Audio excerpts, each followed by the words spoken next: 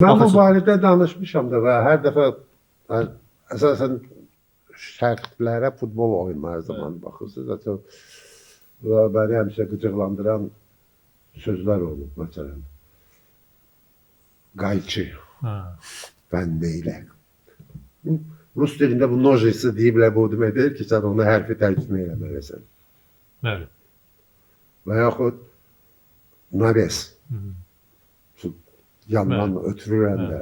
Bizdə hərdən asma deyirlər. Hərdən asma deyirlər, hərdən nə Ötürmə deyirlər. deyirlər. Hava ötürməsi deyirlər və yaxud. Hava ötürməsi başa düşülür. Amma asma o Heç uyumur. Heç uyğun gəlmir. uyğun gəlmir və çox deyirlər terminlər.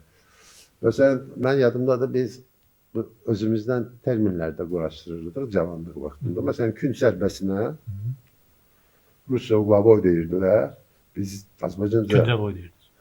Güncəvoy deyirdik. Yadınızda Mən mısınız? eşitmişəm onu. Güncəvoy deyirdik biz öz aramızda. Çünki uyğunlaşdırırdıq. Gün sözünü Azərbaycanlaşdırırdıq belə. Amma bu termin məsələsi çox vacib məsələdir. Bayaq verilişdən əvvəl biz sizinlə söhbət edəndə o şərhçilər məsələsini məhz keçmiş idmançıların cəlb olunması ilə bu şərhçilik məktəbini genişləndirmək də eyni zamanda o terminlərin də formalaşdırılmasına kömək etmiş olur.